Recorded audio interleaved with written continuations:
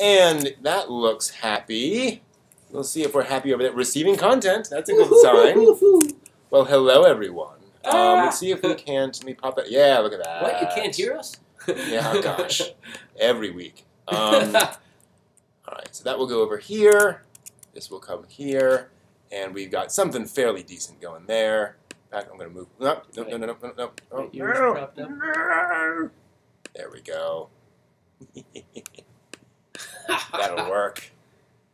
All right. We are live, so hello everyone who's watching here now or recorded. That could be a thing. Is it future? It's always the future. It's always the future. Yeah. The future is now. Yeah. It's been the Yesterday future with for, Prologue. I think, 20 years now. It's been the future. It's always been the future. Mm-hmm. I can't escape the future. It's sad. So, in case you're wondering for future generations why the video quality is so low, well, actually, future generations, all video quality is low.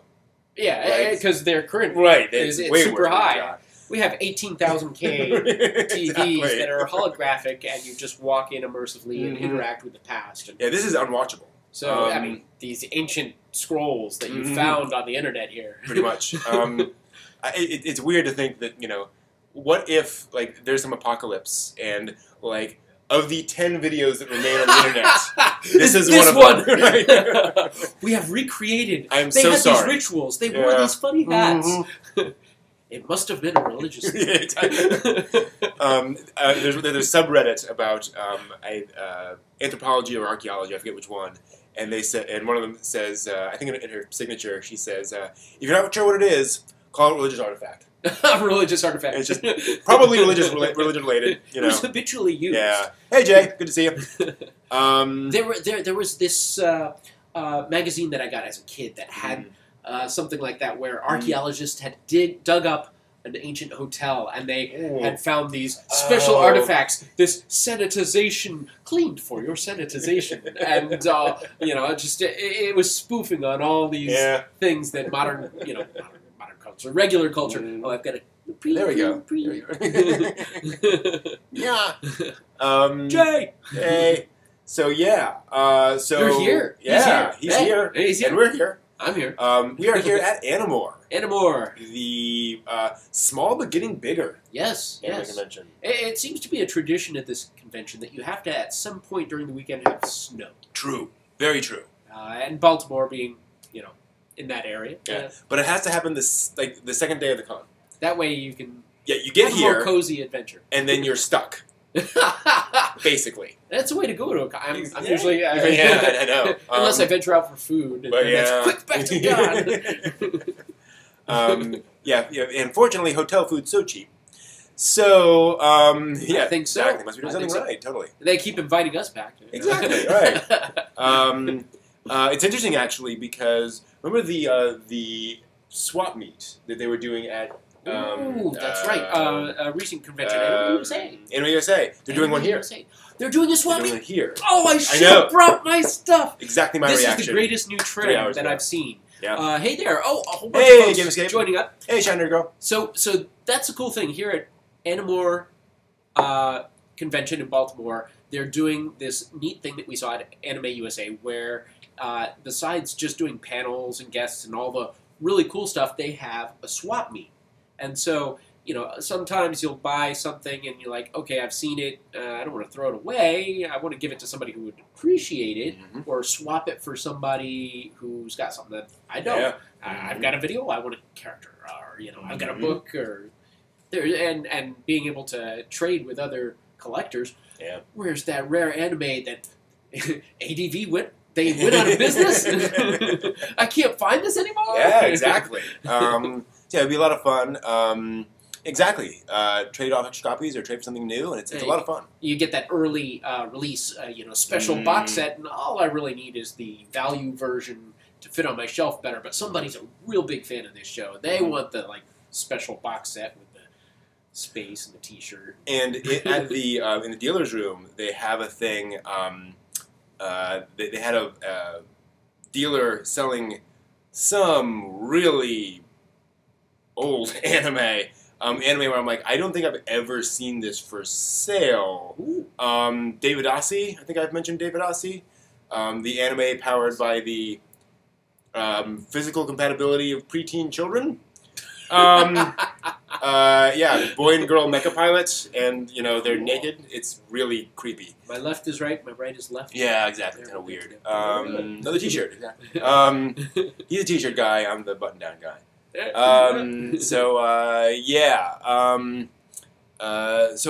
dealer's room is bigger. The crowds are bigger. Oh, wow. I got at least half a dozen people to the Parents Guide to Anime, which is during the first block of the con. So people are showing up, which is really cool. Also, good seeing parents showing up for those first of the con. What is this rush. thing? Mm-hmm. And some of them were like, "Yes, please teach me because this stuff's weird." Like, you're right. Anime is weird. It's He okay. still teaches me. It's still weird. Yeah, exactly. I still think it's weird. So that's so Animore is fun. Got 2 more days of it basically. More stuff going on.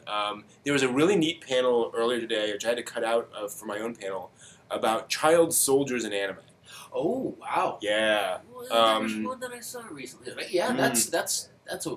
Yeah. And they explained that it goes back to early 20th century Japanese culture, where they would write these novels in the 19 teens and 20s about young boys. And so it's great because I wrote down the name of it. I have it here. There was this big novel in 1909 called Nichibei Mirai Sen. Yeah. And it was about this. So Japan is fighting this terribly oppressive Western power, America. And they're losing badly. Pre-World War II. And they're losing badly. But this young teen boy shows up from this mysterious island where his father, uncle, someone has built this secret fleet of submarines for Japan. Oh, wow.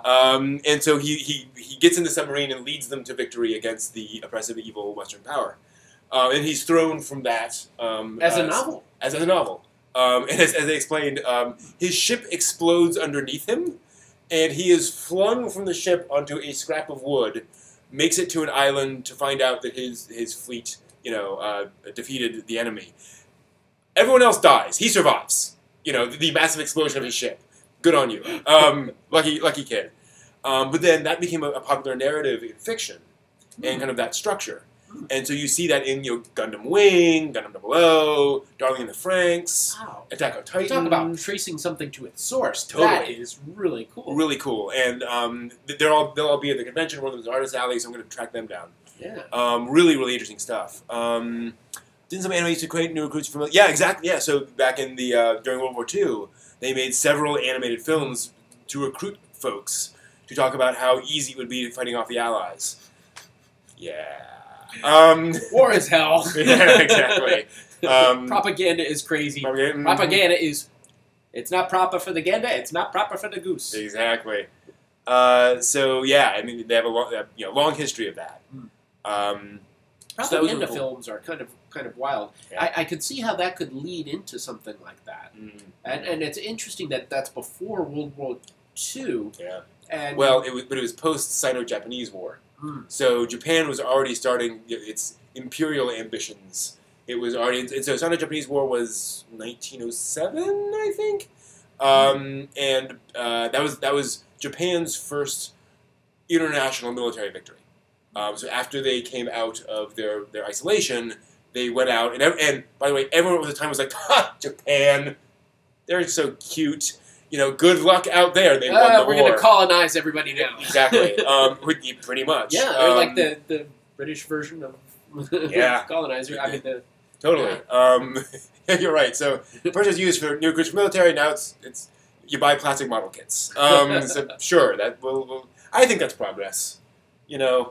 Well, it's funny. Through military and space exploration, we get all sorts of cool technologies that aren't really driven to be created at times of peace. The Navy talks about this a lot, where they said, look, we have spent decades keeping the seas safe, keeping any small powers from getting too crazy, and we're constantly developing new technologies that end up scattering out into the world, and we're not bombing we're just keeping the sea lane safe. Not a bad thing, right?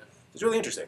But yeah, so some other interesting panels over the course of the weekend that hopefully we can talk to you about and share with you and so forth and so on. So that's cool.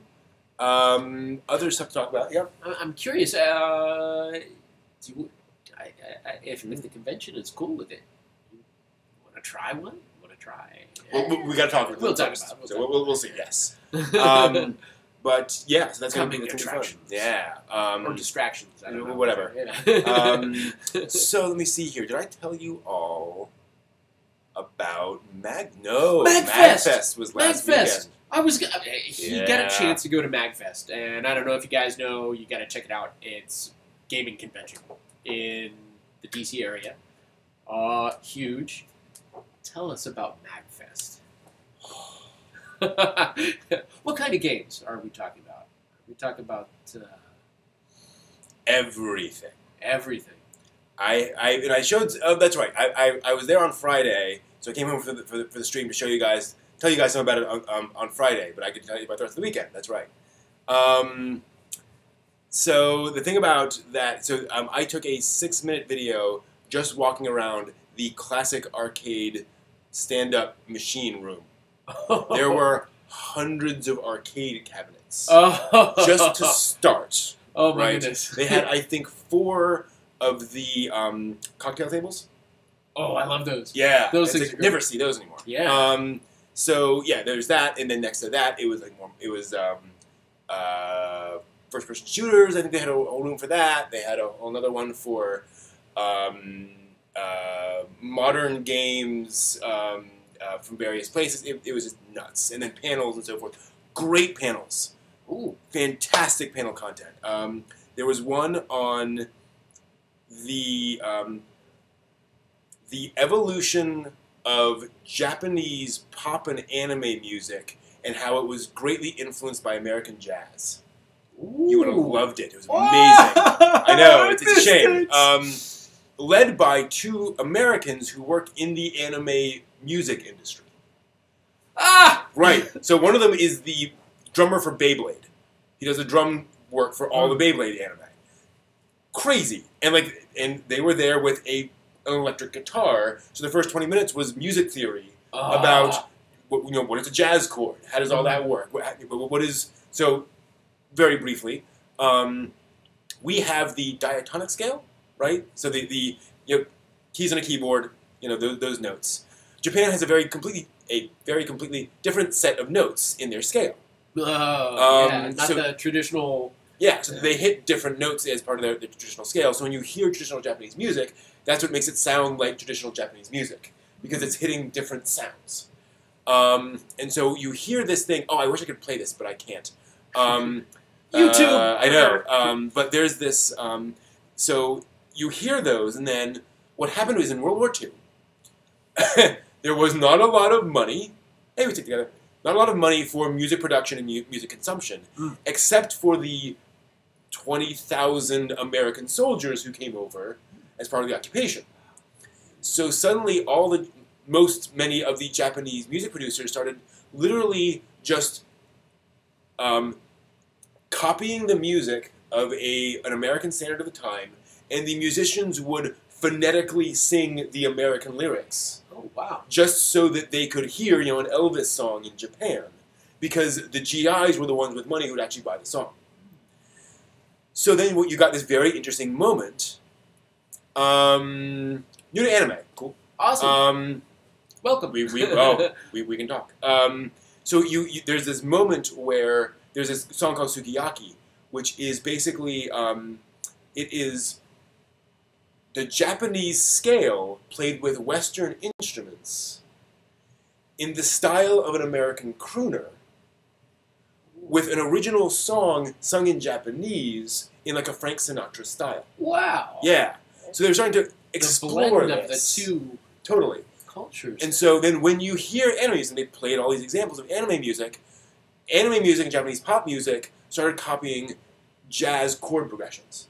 So, as they put out, most anime songs, if you slowed them down and played them on a saxophone, they'd sound like they were straight out of a beat club in 1950s, America. Oh, cool. It's really That's interesting. That's why I like it so Exactly. much. I knew there was some reason. I was like... And that's a weird thing. And I was like, I don't know. And they started playing something like, well, that's true. Well, yeah, that's really... Yeah, that's wow. You know, it's really amazing. So there keep was my ears out for that. exactly. There was one on narrative in video games. How narrative is explained in video games through the story, through the characters. That's one the thing I've really enjoyed in the historical progression of video games. Mm. How it started out with just things like blip, and then asteroids, and now we have stories that follow and whole adventures, and not just Zork and text, but complete, almost like a movie, immersive, all the way down to immersive, and the narrative. We have a new narrative that's being developed, and this is the kind of thing that you wonder, how are they going to archive these things? Yeah, because libraries, it's easy to put a movie on a shelf, but how do you put something that's a networked game into archive? There's a guy there from the American Video Game Museum. Because that's a Whoa! thing. Yeah. Where's that? That's so cool. It's not a physical museum, unfortunately. Not yet. Yeah, exactly. It's virtual. Pretty much. And that's one of the things he talks about is that, and folks are working to do this, but so you can preserve a physical copy of, Doom. Great. How do you play that? Oh yeah, you gotta have controls. You gotta have the system to run it. Right. If it's on a Sega Saturn, and you gotta save the hardware. You have to archive the hardware along with this software. Worse if it's a PC game. Oh, PC has so many different versions, updates, different hardware. What is the definitive version of the PC on which you play Doom? Right. So all of these things. You mean I have to keep that Windows running forever? And worse, how do you archive an MMO? That's the tricky one. Yeah, how? Yeah, and there are MMOs that are lost forever. So that's interesting. Yeah, that's. So he actually did a panel on. So this is a great one. So when the NES came out, it immediately got cloned in like China and Russia, right? And they were producing that. And China and Russia had different copyright laws. Like some of this stuff they could do over there. And so he had pictures of all of these, Nintendos, things like that, that you could buy over in Russia. And as time went on, they just kept iterating on that architecture. So they could make it cheaper and simpler. And so by the 90s, about 20 years ago, so very late 90s, they were still making these, and Nintendo's hardware patents expired on the Nintendo Entertainment System. Oh, right. So now all this stuff was legal to go anywhere.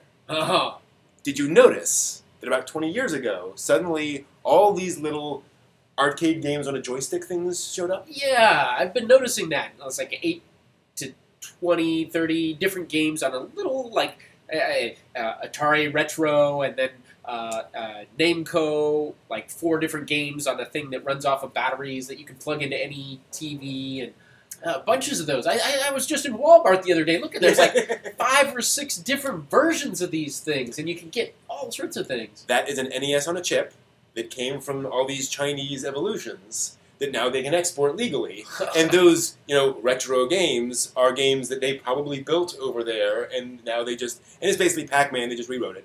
Or whatever, and there we go. And so that's where all those things came from.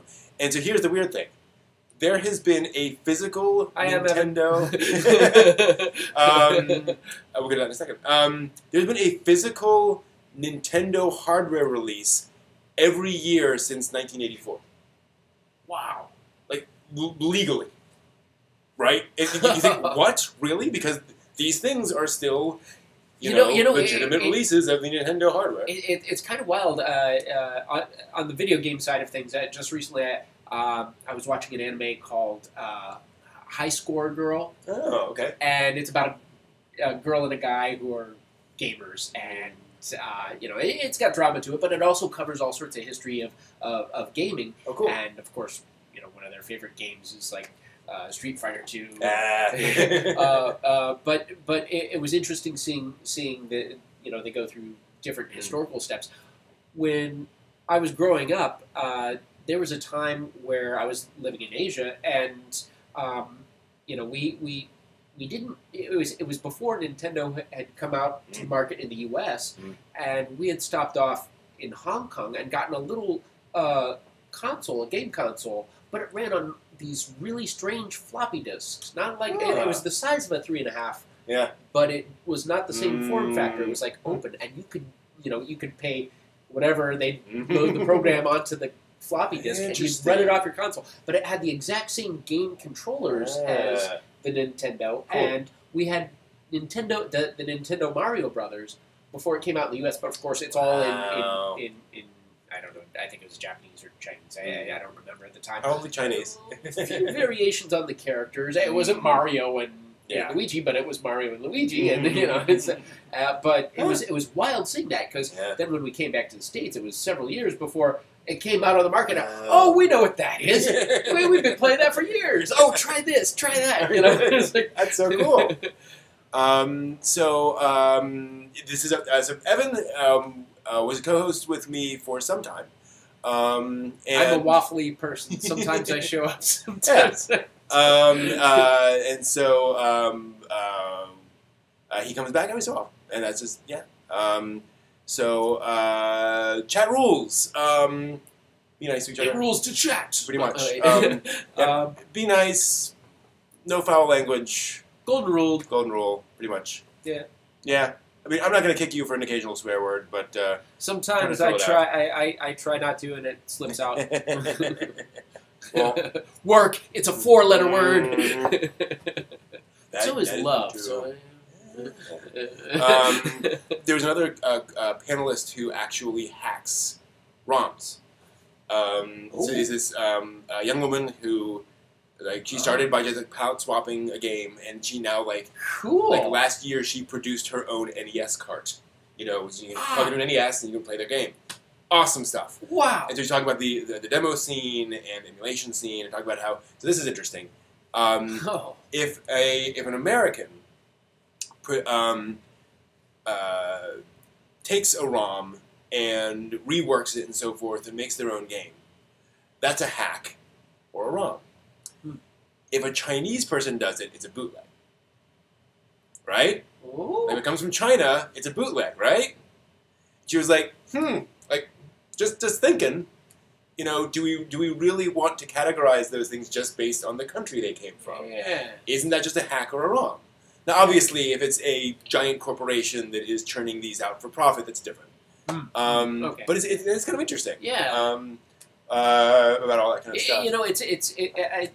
When I think bootleg, I always think of people who go to concerts and record it, and then ever since we got cameras on our phones now, people do it all the time. But back in the day, you used to, if you wanted to record a concert, you had to stick that tape recorder in your bootleg and sneak it past security to record the band. Mm-hmm. And so I would, and then people who are really good at it would actually print, records and come out with them and distribute them. And some of them were really good quality, and some of them were like crap. But but they were unauthorized releases. The band didn't say, this is okay, and so the aspect of that makes me wonder about the intellectual property dynamics of that, because that was, it's not like it is now where intellectual property is easy to replicate. You had to have access to a press. You had to do all sorts of things. Now just about anybody could. And that was the thing with the bootlegs back in the day. Folks could get away with it because it's like, well, how many vinyl records are you going to press as an individual person? We're not worried about that, that thing. Hello, Ayula. Yakuza 0. So DS Lite 45 has been playing through Yakuza 0, trying to 100% it. And there are all these mini games in the game. And so he's got a bunch of them, but there's there's shogi within the game that you can play. And to 100% it, you gotta beat the AI in the game. I want to learn shogi. Yeah. I've got the set. I haven't learned it. Gold General, Silver General, that's tough. And Idiot's Bible games. He showed off some of those. The little ones. Koi Koi broke Twitter for a while. What? Yeah. So there's a movie called Summer Wars, in which the characters basically break Facebook. And one of the characters accidentally hacks Facebook in this really interesting way. but the combination is that they have to play against this basically this AI, any game they choose, and so they choose this card game that their family has been playing like for years and years and years, generations. They're all very familiar with this card game. Thinking, well, an AI obviously it can learn the rules and strategize and so forth, but at least it'll be kind of unfamiliar. And it's this game called Koi Koi, and of course they don't play it for money. And so when this movie came out on television, all the anime fans said there's this big crescendo moment in the movie where they win the game. They win that game of Koi Koi. I won't tell you what that does, but they win that thing with the main character, the main female character, going Koi Koi, bam. And so the Otaku decided we're going to go online and we're all going to tweet Koi Koi at the same time. And they brought down Twitter because so many people were all tweeting Koi Koi all at once. And just imagine what it was like for the Twitter engineers who dug into that. And they're like, "What is the point? Why are we getting all these Koi Koi messages? What does that mean? It doesn't make any sense." Same thing happened with Laputa, Castle in the Sky, when it came out on theater. And that was worse because there's an incantation they say at the end that's in like some made-up language. And so they're all tweeting this just quote from a movie that's just, this weird incantation. And the Twitter engineers are like, this makes no sense. Oh, gosh. Wow, the Mahjong and Shogi are harder than the game combat itself. That makes sense. Any Go players out there? Go's fun. Hard, but fun. I never know when I've finished a game of Go. It's tricky. I want to. It's almost like you have to have a class to figure out. I know that you can end the game by abdicating. Right. But if nobody abdicates, you could like. Well, and that's the thing is like I'll play against a computer and it'll have all this stuff worked out. And there's all these different scorings. Yeah, and we'll fill it out 2/3 like you lost. Why? You can't possibly win. But there's this regions like no, but it just can't be done. I'm like. I trust you, but I'd love to know why. For the longest time, they thought that they couldn't come out with an AI that would be able to play Go, and now they have one that says AlphaGo. That was because it's so complicated. What is it? A 19 by 19 grid, and you have different stones that you can set black and white. And the number of possibilities are so much bigger than chess for all the possible moves. To be clear. It is binary in terms of, the one position can only be empty white or black stone. It's not just, to be clear, the size of the board. Yeah, I guess, yeah. So the size of the board, but it is also all of the positions possible in all of the games, right? So there's something to think about in terms of, like, computers and such. You're not just, storing all of those board combinations. It is how... this board position can lead to this board position, to that board position, and there's just so many different ways it can go. And if you end up taking the other stones off, it's like you get a fresh space, you get that open space again. 9 by 9 is a fun way to play, and there's another game where you do like 5 in a row. It's like a training game where the first person to get 5 in a row, I forgot what it's called. There's something. Oh yeah, I've seen that in the books. Yeah. But people study this stuff, and it's like there's a whole anime dedicated to this. Hey, Hikaru no Go, yes. And that's and I always have trouble saying that. Hikaru no Go. You got it. You got it. It's a lot of fun. I just devoured that anime when I saw it. I started taking notes. Okay, I want to play this game. There is a Linux distro of a Go game. That can also connect to different Go servers, so you can play people online. Nice. I don't know if you guys ever have seen it. I think it's called Go Linux or something. Linux Go, right? Yeah. So it's that's I can't cool. remember what the name of it is. Interesting. Imagine a computer dedicated to Go. Yeah, that'd be pretty cool. It's pretty cool. You can study games of other people. There are certain moves that like after you start seeing it long enough, you can. Gomoku. That's that little 5. That's thing. Yeah. That's right. Because Go is Japanese for 5. Go reading books is a bridge to improve my Japanese. They score it differently. They score it differently if you're like a Japanese, Chinese, or Korean. There's like an offset for like who goes first, and which one's black or white. Yeah, right. Yeah. And yeah, it's cool. It's interesting how these board games come up in anime so often. Yeah. What was that? Did we watch that together? There was an anime about shogi that came out last year, and it's the shogi master who was going into his first game to become.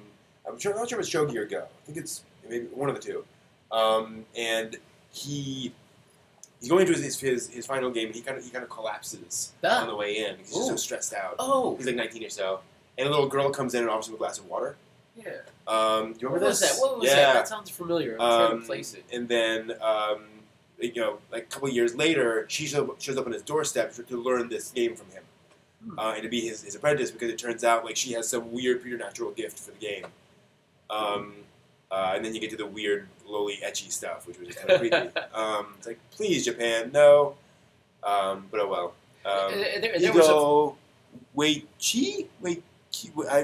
I think the Q is chi, right? Yeah. Paduk. Wake, chi. I don't know. Wake, chi. Whatever. Probably just. I don't know. There was a fun anime that I started watching recently about a card game that uses poetry, Japanese poetry. Oh yes. Chirafu or something. Chihayafuru. Chihayafuru. Yes. And that was an interesting one. Yeah. It's sort of a memory game and a listening attention game. It's a combination of speed and that was a fun one. And I almost want to try it, but I don't know enough Japanese. That's the problem. Well, what's interesting about that is it started in the Edo period as a thing for the nobility to play as a sort of noble game of memorizing poetry. Yeah, and so it on. makes sense. But then as it continued on and kind of became traditional, everyone memorized all of them. So it turned into sort of a memory, game of, I hear the first syllable of that word. This syllable, so there's I can 3 cards that like that. one. My chances are I'm going to start moving towards this. Oh, it was that one. Mm-hmm. Yeah. I watched a documentary about it, and they follow a middle school, whatever the name is, the game is, champion, who spends 3 hours a day learning this game because that's why you have to be competitive. And they were super specializing. And they're like, it is weird that I have to train as much as a basketball player to play this game, but that's the competition. Very, very interesting. So tell me more about it. Karuta, that's right. I'm curious. Karta. Yeah. Thank you. Tell me more about MagFest. Well, we're here right now at the at a different convention, That's cool. but he just already went to MagFest. So there was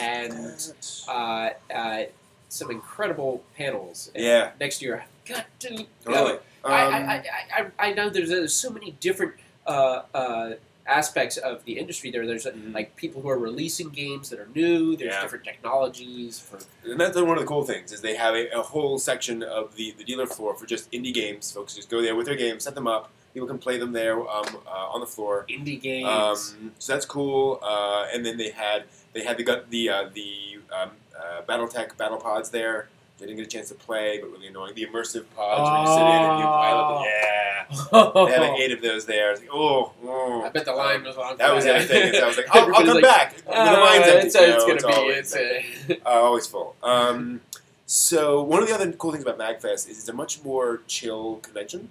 So, there are lines for things, but because it's a video game convention, because it's a music convention, there's much more the sense of, if this line's long, there's something else I want to do. I can go and do. Optimize the time. Yeah, totally. And so in the dealer's room, the dealer's room. If you want that one Sega Genesis game, somebody's got it. Or a modern thing, or whatever. And Vector graphics. I want Omega Race. Soundtrack. It's a video game museum. I guess it makes sense. A music thing. And then there's the museum. They have a museum of video gaming. They have, Macs and PCs, and they had a Quake station. Quake was their thing for the year. They had... Oh, that was the other cool thing. Ooh. So, and they had other sort of weird consoles and less-known things, and more well-known consoles and games running on things. I know last year they had the Oregon Trail on 6 different, machines, because it's been ported to everything. So I went to a panel about... I forget the name of it. The Colormate? Anyway... it is the video game console released by RCA. Yes, the refrigerator company. RCA. Like Radio RCA. Corporation of America. Yes, that company. This wasn't Vextrex, was it? No, this is a different one. They came out with one. In 1977. Yeah.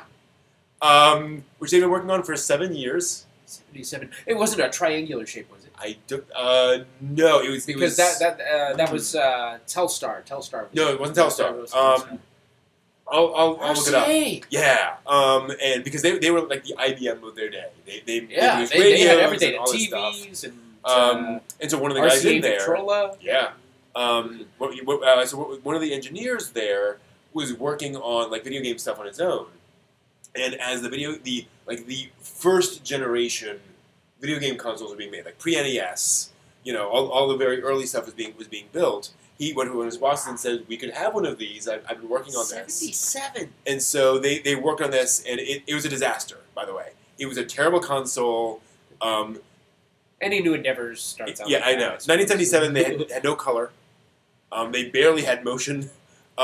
He showed it, and he's like, "Here's the thing." He said, "I love this console. I was still watching black and white TVs in 77. Color? I totally. imagine it. But he said, I am friends with some of the people who made this, and it's terrible. Like I'm just going to be honest with you, because they spent years and years and years developing this in a giant bureaucracy, and so by the time it actually came to market, it was way behind the times. Slow. They produced a color version, but it was just way too They late. need agile development. That wasn't a big management thing then. And they had one there at the convention in the museum. So cool. So I got a chance to play this thing, and it was terrible. But you do stuff. Tons of bowling games. They love bowling. So there are like 4 bowling games for this thing. Very odd. Do you think conventions have more of a heavy culture that seems to through exchange of fandoms of geek I culture? would say so. Yeah. It's interesting. There's overlapping circles of fandom. Totally. My first time at an anime convention, I said, wait, there's a lot of gamers here. And then these people who are into costuming, it's like... Yeah, totally. I totally agree. the people who are into costuming, it's like DIY folks, and then the people who got into electronics. Oh, you can put lights in your clothing and do things. I mean, there's so many overlapping things, and then you get to the voice actors, and then there's like the theater folks, and then you get the artists who are drawing things, and I mean, there's so many different areas. And then my first convention, I was like, okay, there's also battle of editors for AMVs. Yeah. You get music video people. I mean, it's incredible, and the depth of knowledge some of these people have about their specific character, subject, anime. There's so many different categories, and so it overlaps. There's role playing, game playing, games of different levels. It's not just video games at a convention. You also get RPG. You get what is the one where you actually dress up and go out into LARPing. LARPing. There's LARPing. LARPing. LARPing? Yeah, it was, so there's a lot of interchange. You get folks who are... I remember there was a guy who came to Katsucon one year, and he was in the Stargate uniform. I said, oh, man, that's cool. I love that show. So there's overlap with sci-fi, and then with sci-fi, is it speculative fiction? Is it science fiction? Does it include fantasy? And fantasy overlaps with all these other things. So there's definitely an interplay between these different dynamic geek culture. And let's not forget, anime conventions grew out of sci-fi conventions. They came first. Science fiction conventions were here way longer than anime conventions were, and anime conventions just started as an afternoon at a sci-fi convention, and then grew in that space, and then eventually branched off from it. Check out Daikon 4! Hey! And then, in Japan, you have Comiket. Comiket. Oh. And that's a manga collection, venue. It's a convention, but it's really there to buy comics. So, DS Light has a great question. How does someone who has social anxiety handle crowds at conventions while still having fun without feeling overwhelmed? Great question. Yeah, I sometimes... It's funny. Some people get their energy charged up by being with people, and some people get their energy charged up by being alone. I'm one of the types of people who charges up my energy by being alone. I can go out and be social, but I need to recharge just in my own personal space a lot. So I take a cautious approach sometimes with crowds. One of the best things is going with friends, because then they can help you out when they see you starting to get a little stressed. They're like, okay, well let's just go get something to eat, you know, or there's different spots where you can chillax usually, because it's usually in a hotel or a convention center which has seating areas, and people will take a break from all the high energy, because I mean it can be emotionally draining and physically draining just being around crowds of people. It's kind of wild. I usually just sit still in those areas and just observe for a while. Oh yeah. And I don't have to interact with people. I just sit there and stare at stuff that's going on, and it's pretty cool because then I can kind of recharge myself without having to completely like go to migraine mode and go to sleep. But there's different tricks. So I would say start with a small convention. Small conventions. Seems obvious. Small conventions are good. Yeah. Also, go during the warmer months, so you can physically exit the hotel or convention center. Yeah. And just get outside and walk and get some space. And I've absolutely had times where I'm like, I need to be alone for a while. This is overwhelming. Deep breaths. And if that's an issue for you, it's an issue for you. Don't feel ashamed to take care of yourself. And a lot of people have that actually. You know, it's kind of cool in some respects because the anime crowds are really accepting. They understand that kind of stuff. It's most of us are introverts. Yeah, most of us don't really have anybody to talk to about these things in our normal life. Which can sometimes be a problem at conventions. Because you know this thing? You've heard of this. Hours. Okay, chill. Okay. Yeah. I thought I was the only one in the world who ever watched this show. Also, don't be afraid to just go for a day. Yeah, you can limit your time, limit your exposure. You can do that. Having a hotel room that you can crash at is kind of nice because it gets a little expensive, but having a spot where you could just say, okay, I'm going to take a break now. And see if you have some friends who are going who will loan you their space, even if you're not staying there. If you just know, okay, if I need to, I can go to a hotel room. I can. You guys aren't using it now. For a little while. Mind if I leave my bag? And I may just want to take a snooze for a few minutes there, or just just calm down. You're definitely not the only one. It's totally definitely cool. True. And also importantly, like you will see people who are social butterflies who are going crazy, and you may feel envious of that, and that's okay. It's normal, and you don't have to have that exact same experience. You can enjoy it casually in a relaxed time. So I think both of us have this where we go to a convention and we want to do everything all at once, and it's overwhelming. Yeah, and you feel like you're missing out, FOMO, because you're not doing everything and consuming the entire experience because you paid for it and all that stuff. But that's craziness. Like that will. There's no way to do it all. Yeah. You'd have to be. I've been trying to clone myself, but I can't. Not yet. I have kind of wandered into 18+ panels. They're usually late at night because it's past the kids' bedtime. Yep. Some of them are it's 18+ for a reason. Yeah. But honestly, there's lines for it, and I've actually some of my favorite times have been when I wasn't able to get into those, and I went and did something else, and I found amazing things that were going on that were much better, that had a bigger impact on my life and were much more redeeming. So you could go to them, but it's your mileage may vary. I went to one 18+ panel intentionally. I've never done any unintentionally that I know of. It was because some friends of mine wanted to do it because it was a screening of Bible Black. And they had heard stories about Bible Black. And if you know what that is. Yeah. And here's the thing. We went in there.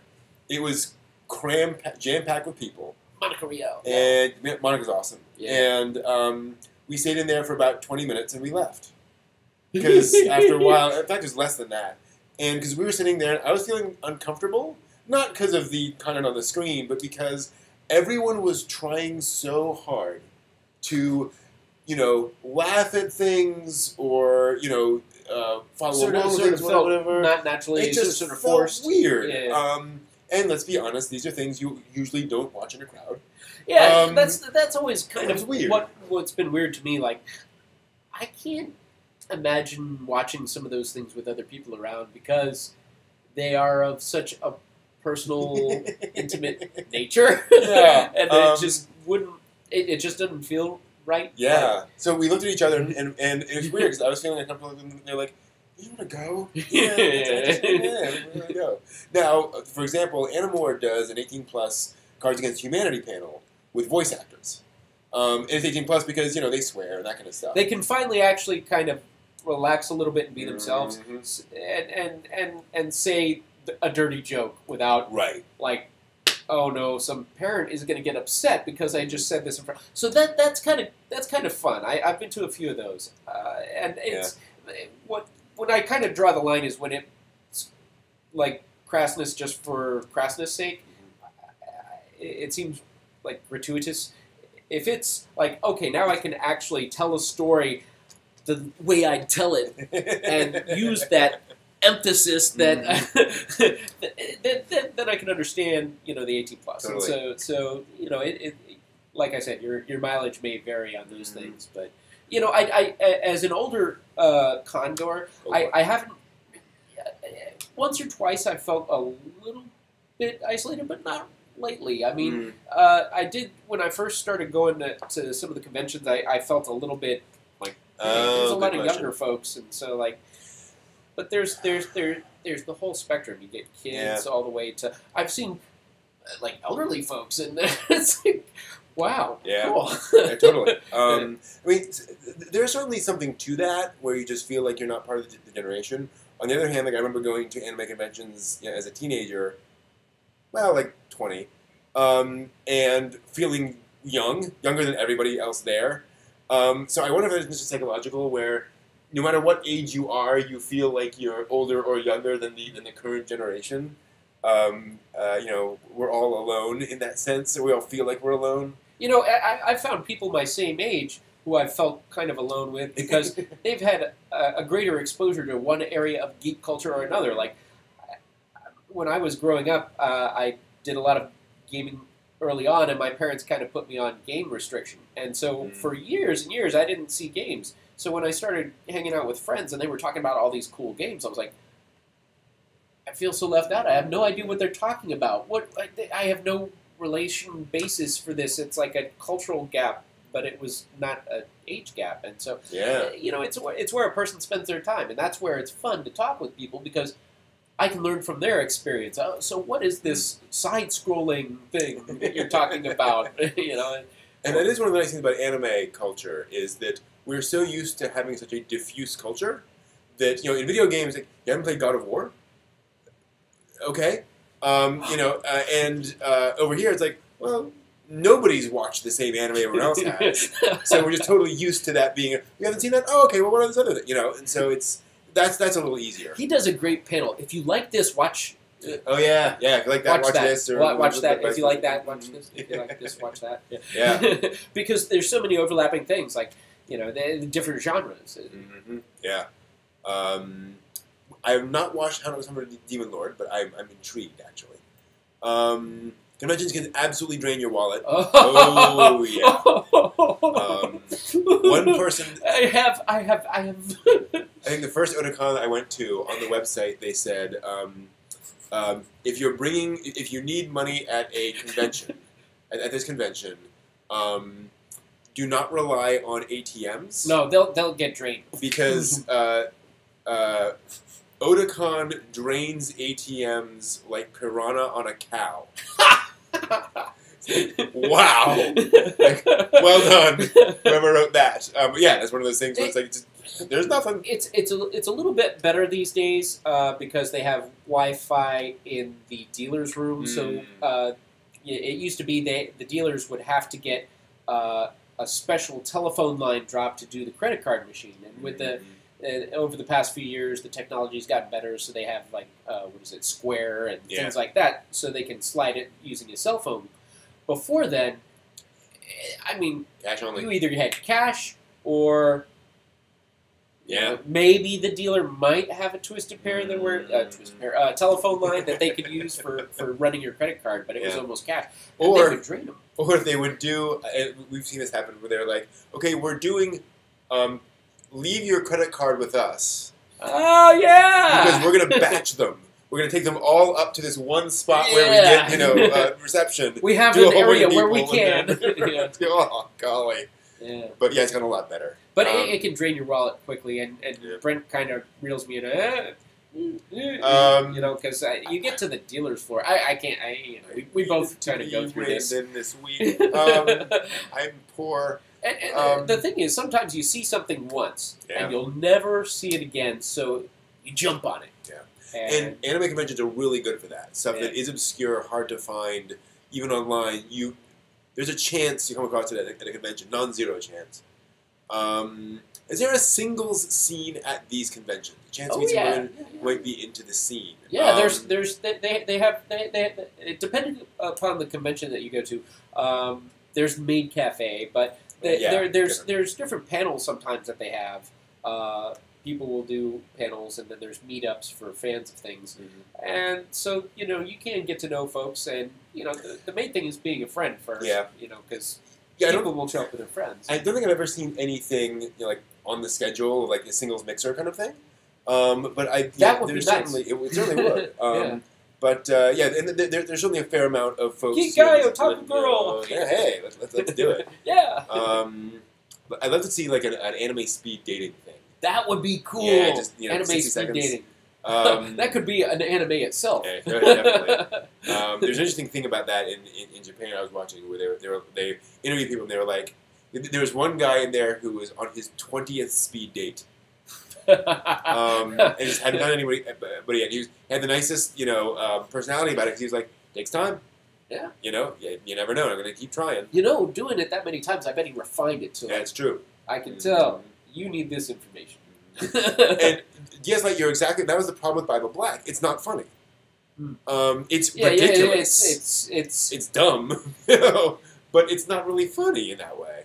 To use the vernacular, there are certain shows that are for fat people. Yeah, exactly. Yes. And seeing those with other people just doesn't seem right. Yeah. Golden Boy's a classic. Love it. Anyone sell their game consoles or some games only to regret it later? Yes. I've done that with lots of things. Or I've gotten rid of things, and then 1 week later I need them. That's why I've become a pack rat. I am a pack rat.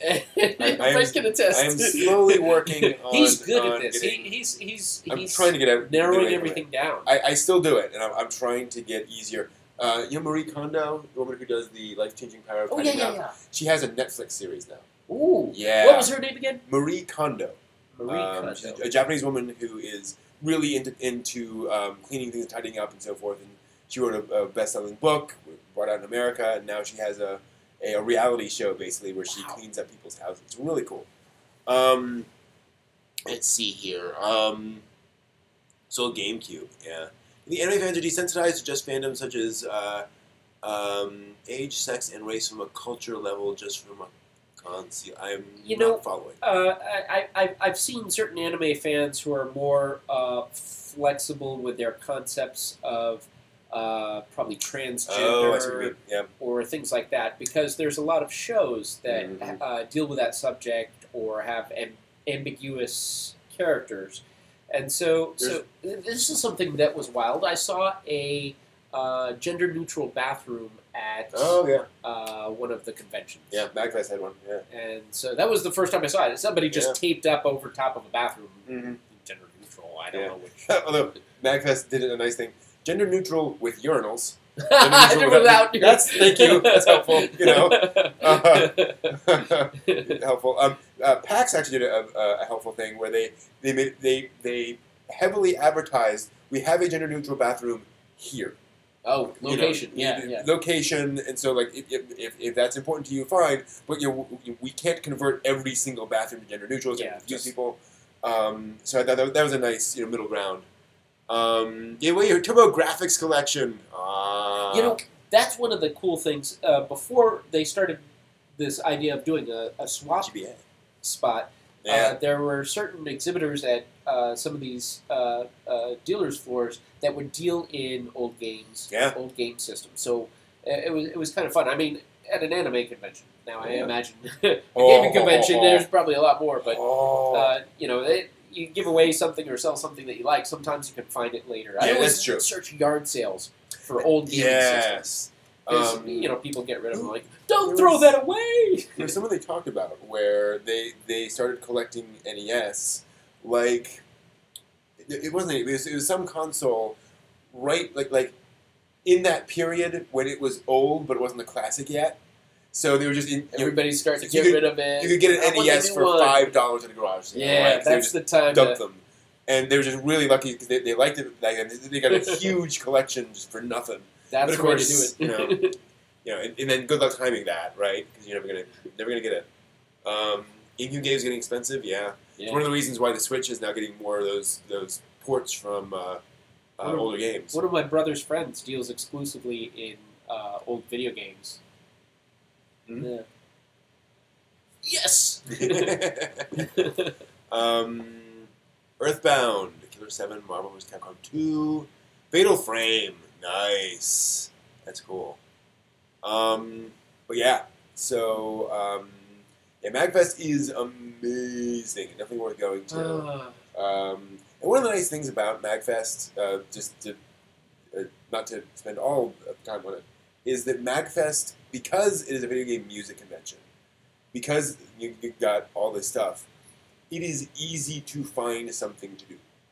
You can do a panel, and then you have an hour, and you're like, I'm just going to go wander the arcade floor for a while. I'm going to go over there where there's a musician sitting with an accordion playing Legend of Zelda music. That was a thing.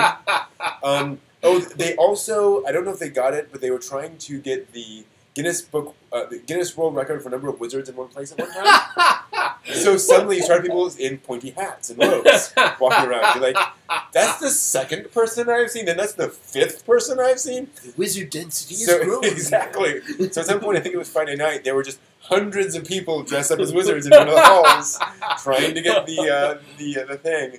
Apparently they tried it last year, but they weren't clear on outfits. So people would show up in just a robe.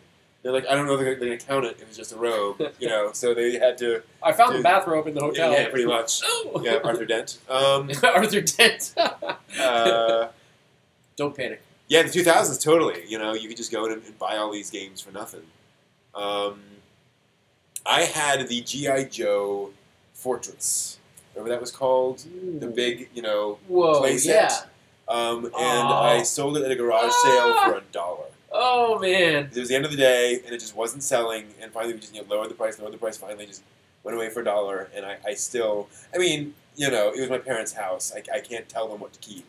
But I've done a bunch of things like that, but one thing, my mom kept some of my old toys. Nice. Stuffed them in the attic. Toys in the attic. Yeah, that's an euphemism for being crazy. But still, she pulled down, recently we went into the attic, and we pulled down the Star Trek room. Oh, with the transporter. Yes, we were seeing ads for that. Oh my goodness. It was like walking into the past. You get this little thing that would spin, that would make it look like you're... Yeah, there we go. Very much. Yeah. And Star Trek special effects. Action figures, dolls. Yeah. Yeah, all sorts of things. That all is sorts so of cool. things.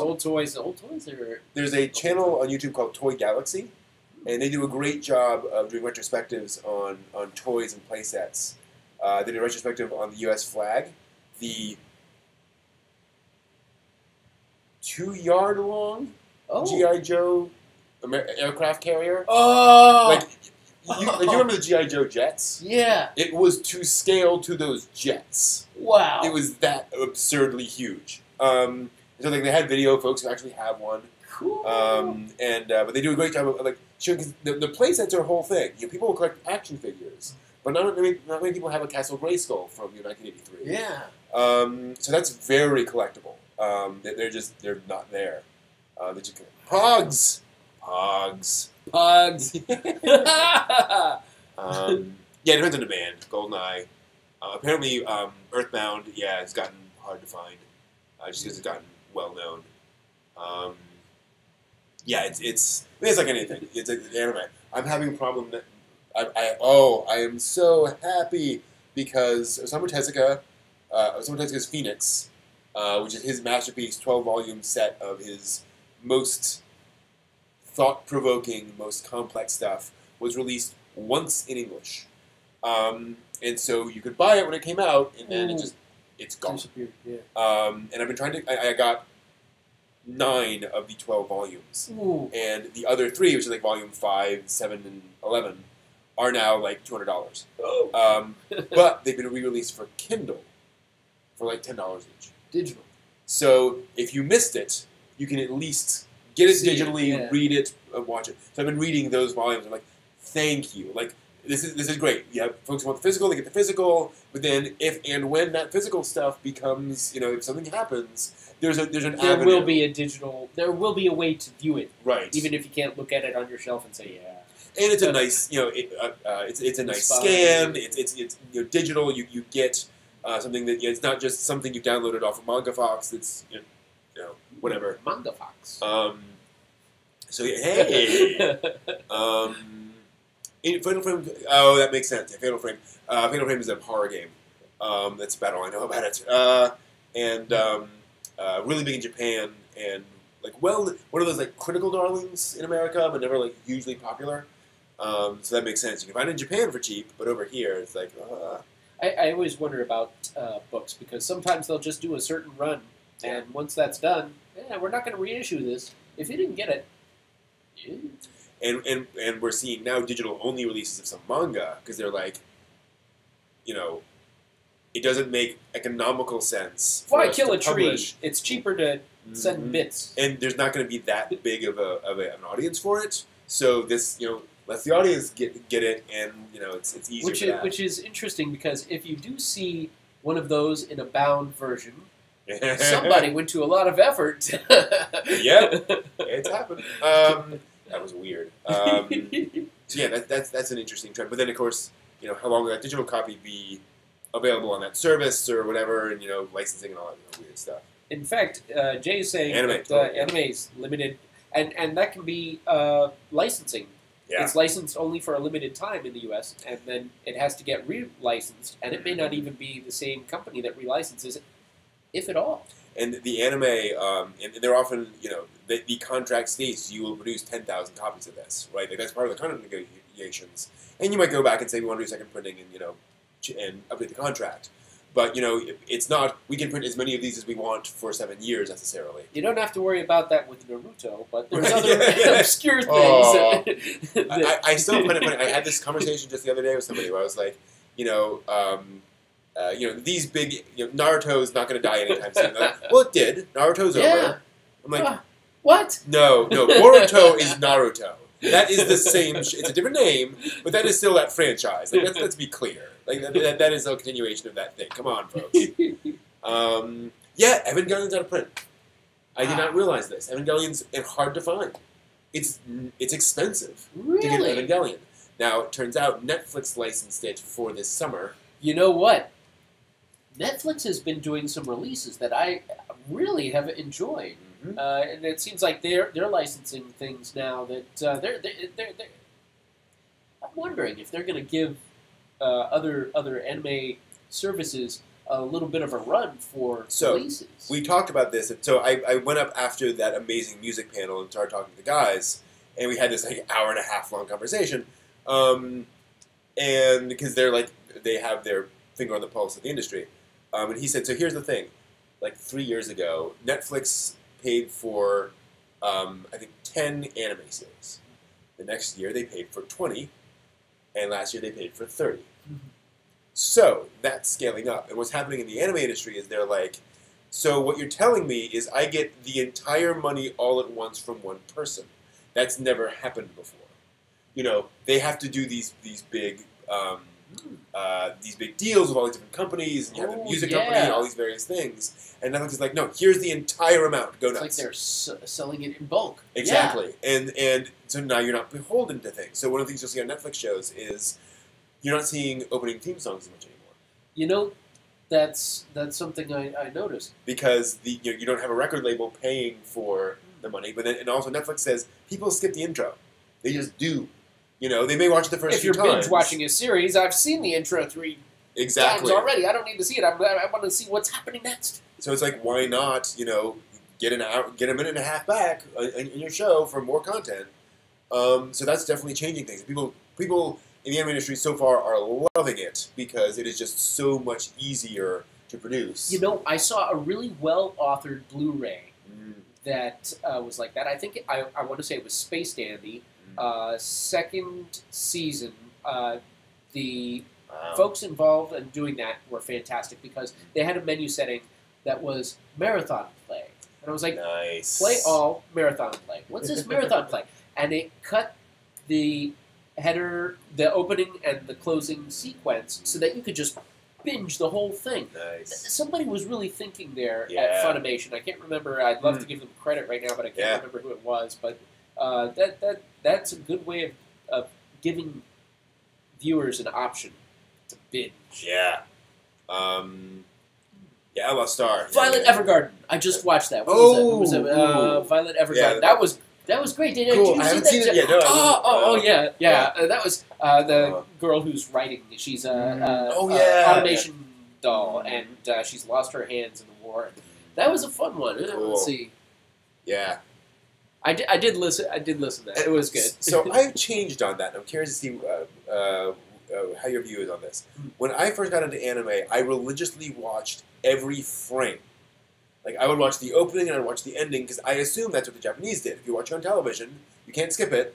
So you would have watched that, and you would have, even if you got bored with it, you would have watched the opening and ending every single time. And so, like, that was a big thing for me for a long time. And I've definitely fallen off the wagon of that. Like, I'll skip the opening, I'll skip the end.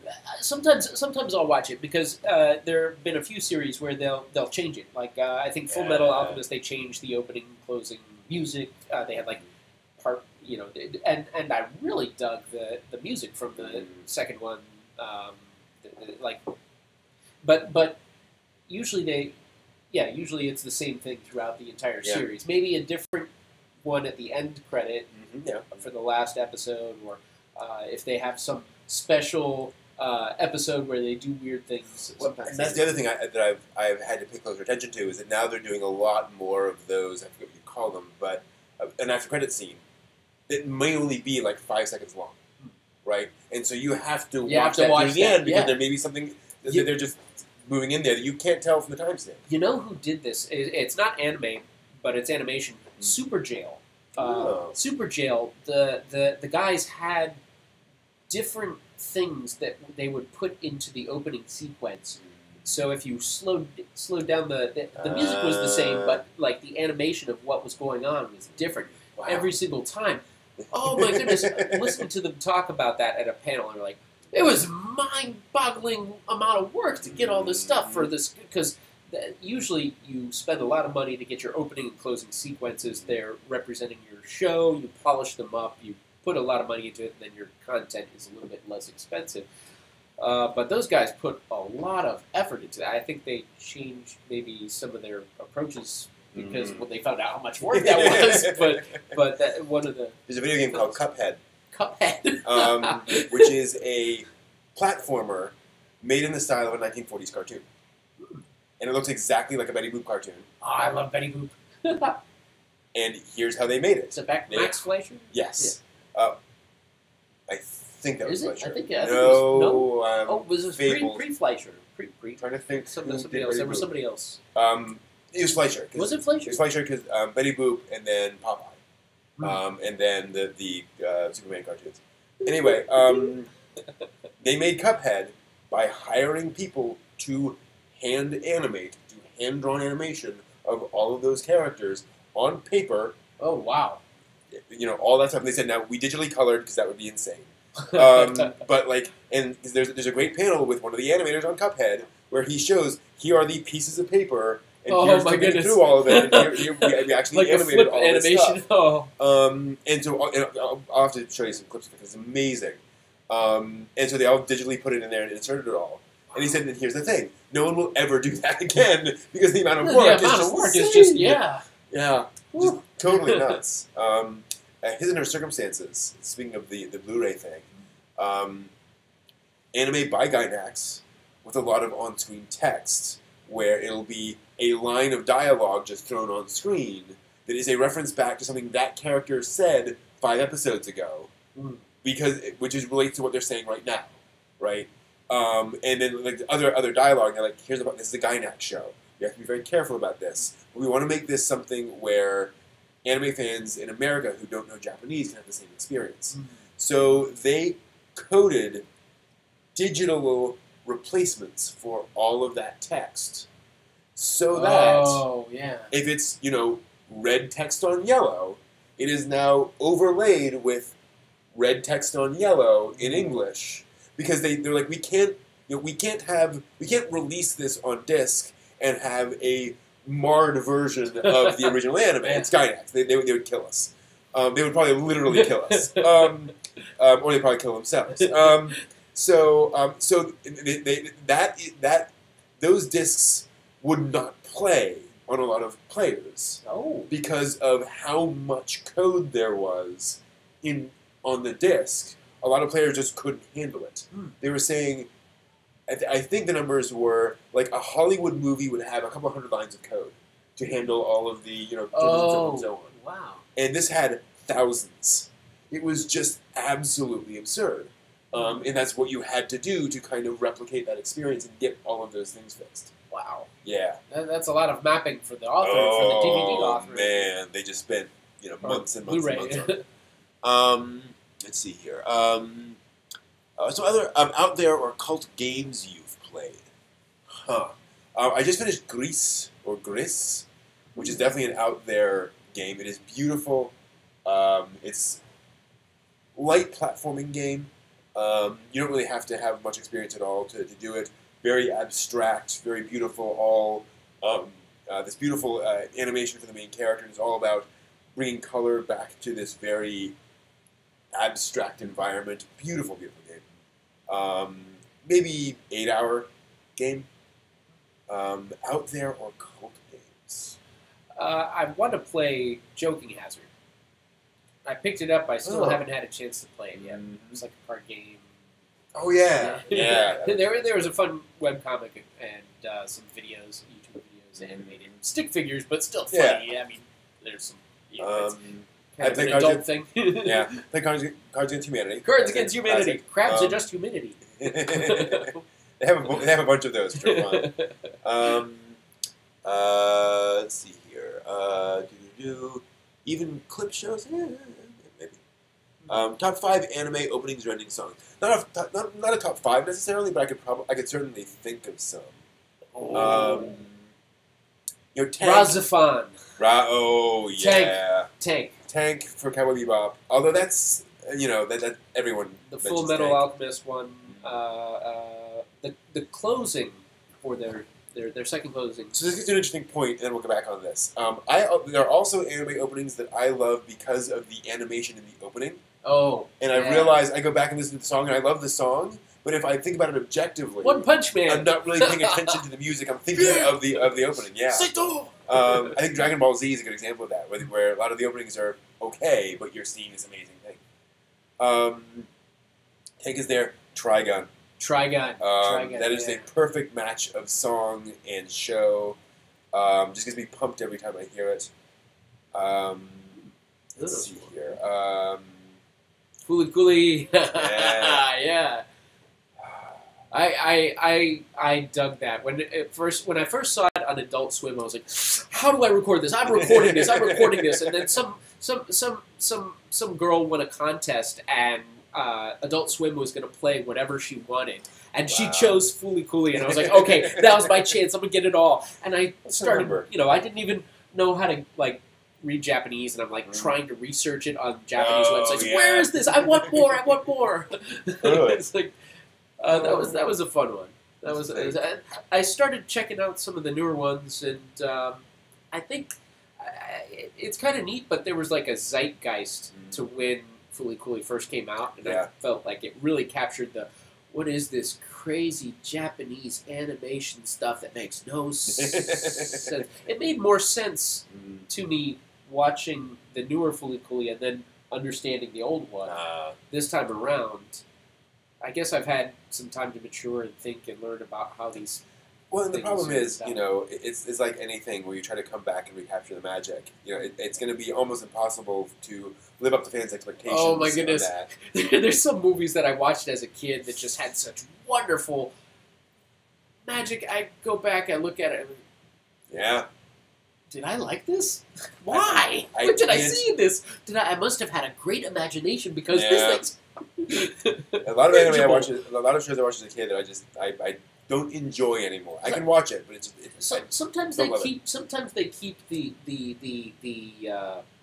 idea, and sometimes they don't. Sometimes they don't age well, and there's certain sci-fi like that where I feel like they were really putting a great idea out, but they only had limited technology to portray future technology. Yeah. So when I see a science fiction movie where they're still using CRT monitors in the future, like, okay, okay, it's a little dated. I can live with that. I'll imagine it, but no. Let's see here. How's the show here?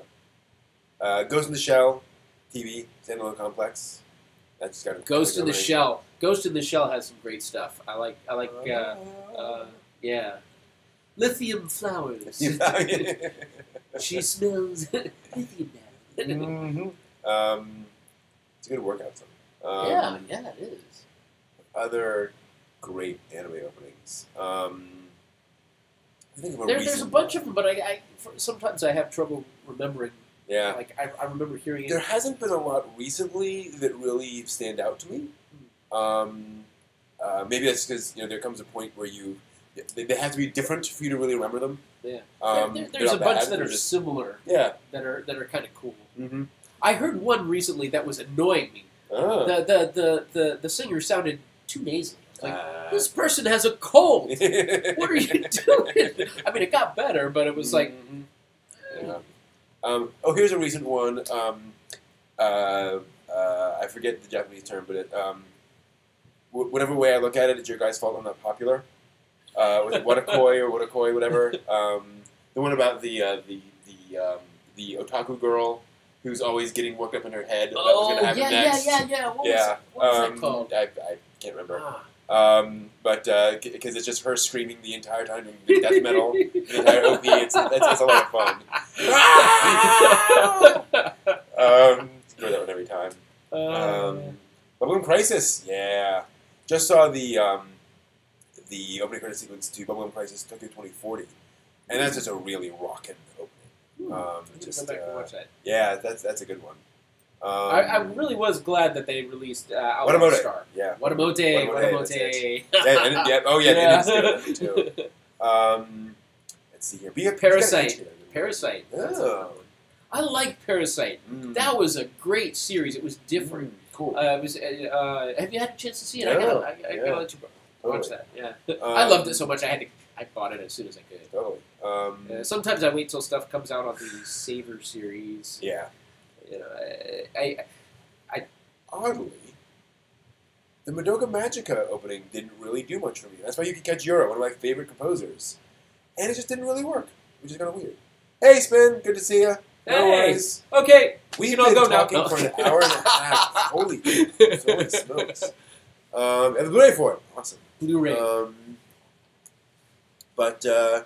Let's see here. What else? Other remarkable. I did kind of like Space Dandy's music a little bit. Yeah. Some weird stuff there. Very abstract. They got some really abstract episodes. I mean, that was an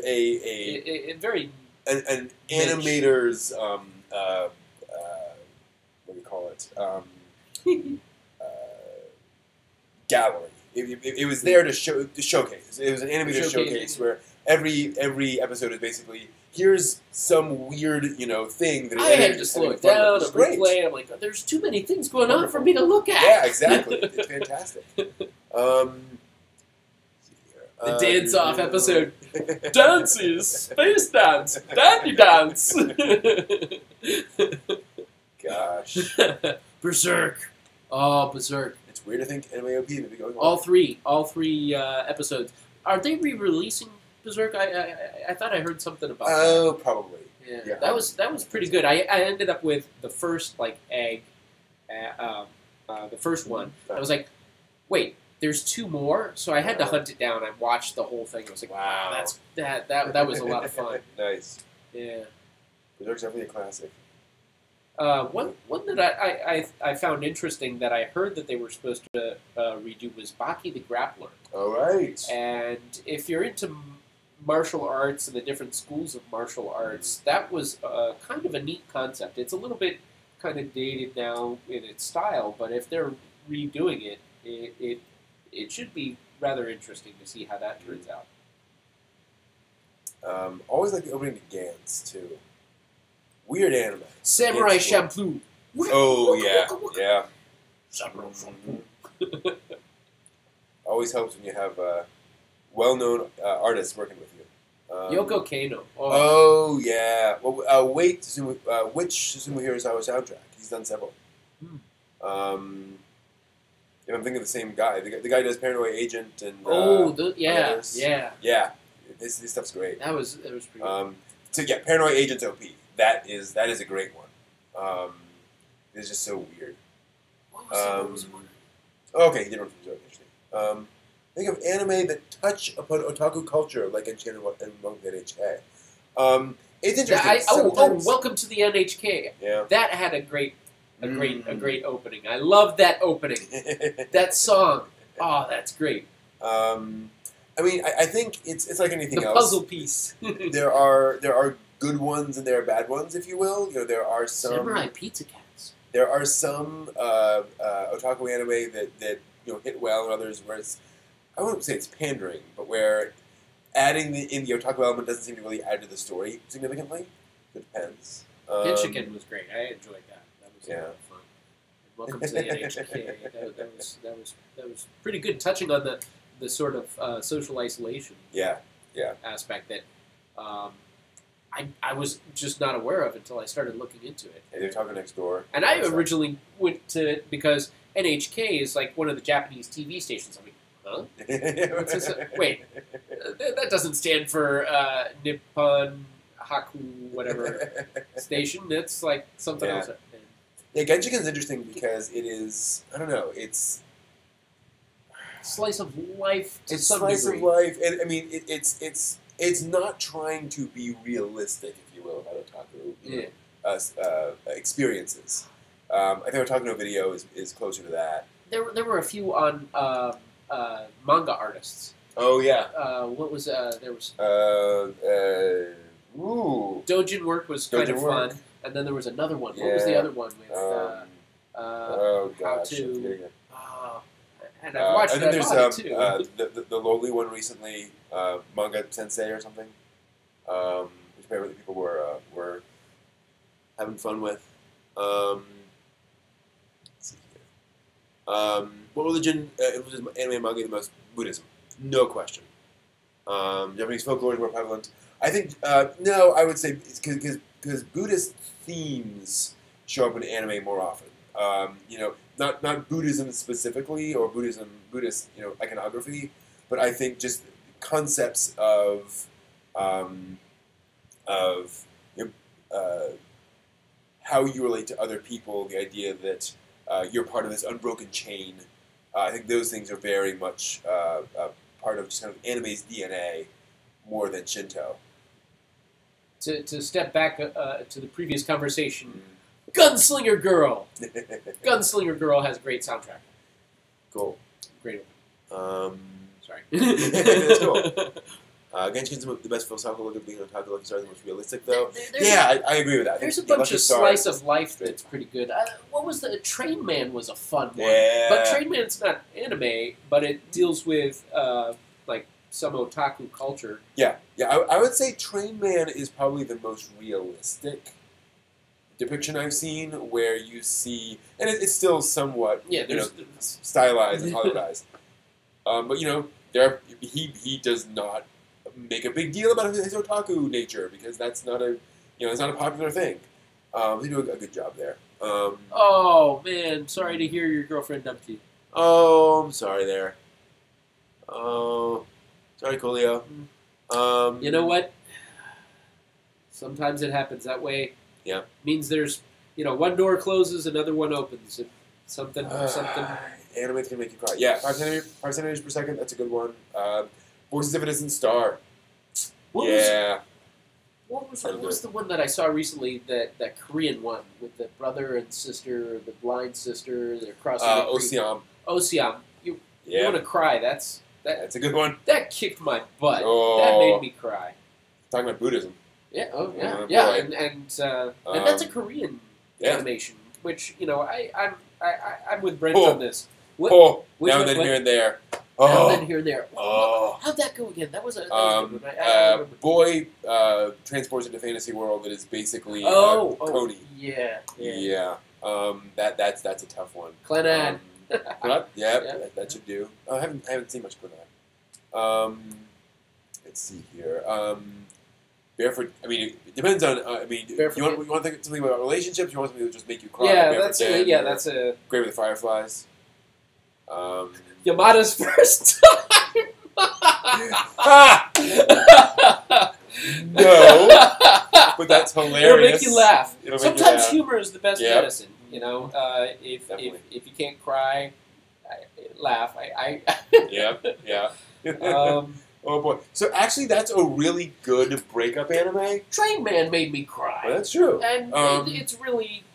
But what I like about Yamada's First Time, especially for a guy, because Yamada's First Time is all about a girl obsessing over sex, and about being physically attractive, and about being the cutest and the sexiest in the room, and about her spoilers.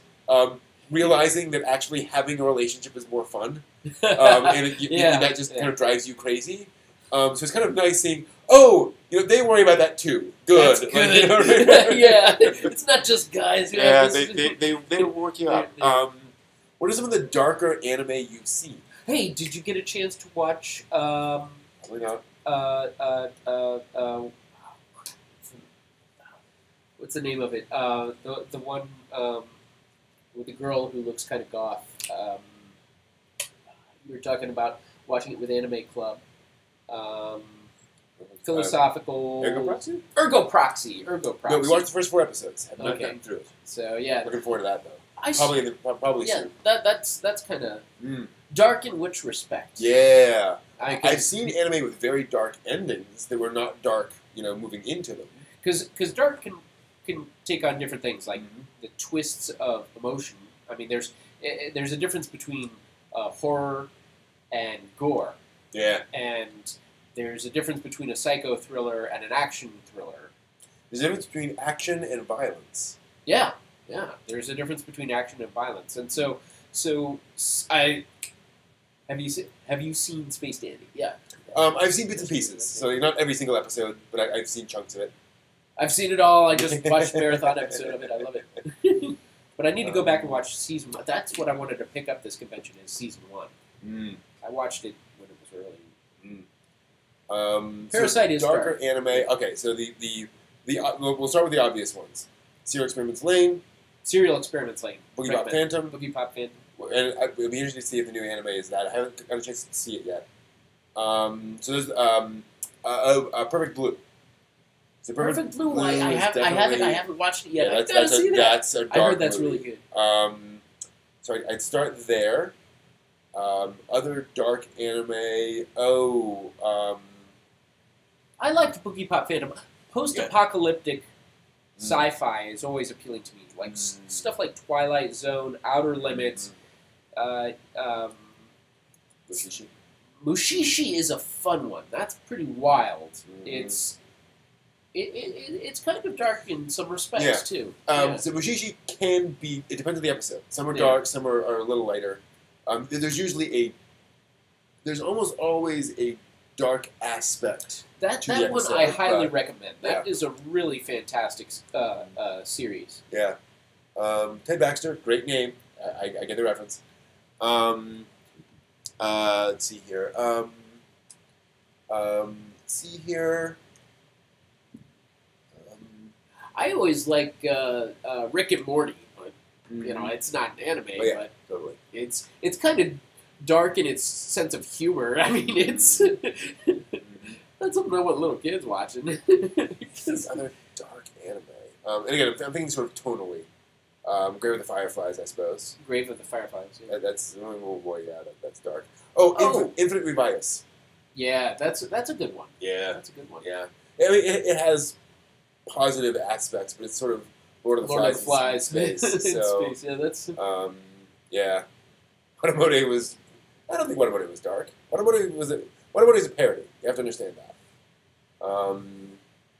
I've seen Princess Victoria Middle City. Akira. No, Akira, totally. Yeah, Akira. Yeah, absolutely. I would argue I'd argue the first Ghost in the Shell movie is pretty dark. yeah. Those are when you say dark, I kind of lump in some of the political / espionage oriented Yeah. movies. Ghost in the Shell, the whole series of it's more mature themed in that respect. Like kids really don't care about the interplay between. Okay, we have refugees. What do we do with these refugees and the dynamics? So in that respect, there's like no-win situations. People really get killed. You know, and that's dark because most animes people don't really get killed. You know, it's Every time that show would cut to Aramaki sitting down with some minister from some other department, I was like, okay, this is the stuff that's not for the younger audience. Like, Yeah. it's all this, well, I'm doing The a favor Prime for Minister you, and so, and, yeah, it's like, this political party has Yeah. control of this. it's interesting, but technolize. Technolize. Heck, is yeah, a- technolize. yeah. That's a dark one. That would be second darkest ending I've ever seen. Yeah, certainly up there. Certainly one of the darkest endings I've ever seen. What's this other one? Shigurui. Oh, Shigurui definitely. Theodore? Yeah, Shigurui. Shigurui is definitely dark. Hey, Amon Khan. Oh, Theo. Yeah, good to see you. Yeah. Good to see you. Welcome back. King's Game. Yeah, King's Game was just a little too absurd for me. It was just a little too over the top, a little too grimdark for my tastes. So I didn't see enough of it to kind of get a sense of where it went. Space Dandy I can watch and not get bored of. That's interesting. There aren't a lot. Every now and then I'll go back and review stuff if I haven't seen it in a while. Yearly is tough. That's a good question because there's stuff I'll rewatch, but I wouldn't necessarily rewatch every single year. Every single year I watch. Now this isn't an anime, but every year I have this tradition around Halloween, sometime in the fall, mostly before Halloween, sometimes after. I'll watch Young Frankenstein. Aha. Mel Brooks, genius. Frau Blucher. Woo!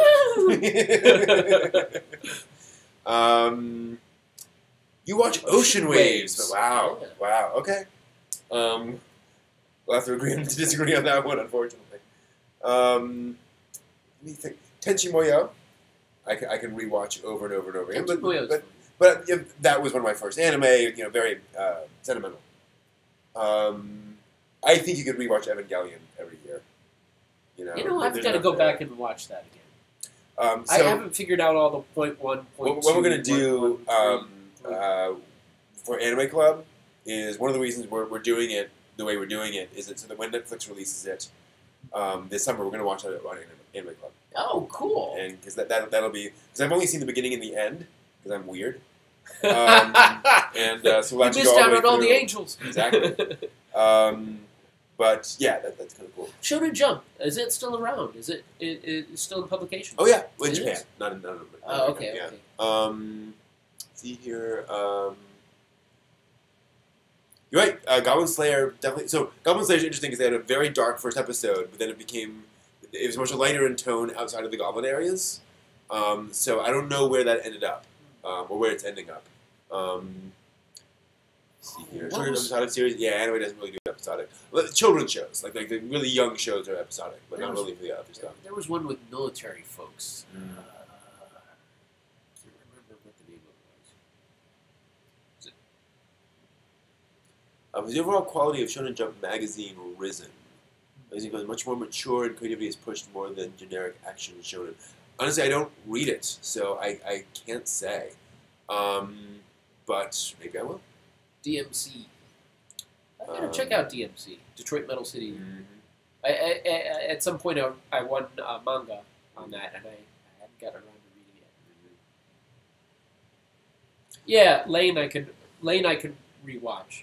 But I have the same reaction, by the way, DS Lite. That was my favorite anime for a long time, and like on my fourth watching, I think I was like, okay, I'm done. Like not for the rest of my life, but I was like, okay, I rewatched this enough for now. I don't need to go back to it. I kind of, you know.